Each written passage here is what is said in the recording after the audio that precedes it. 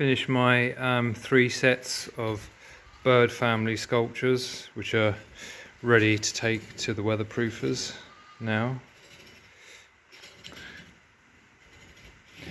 When they're in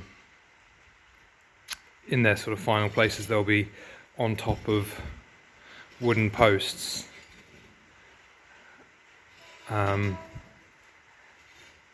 And the eyes will be on average about 5'10" high.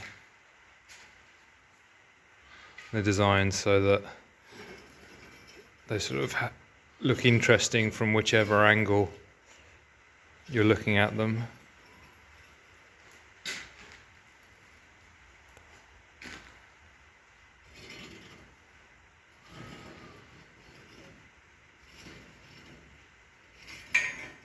Whoops.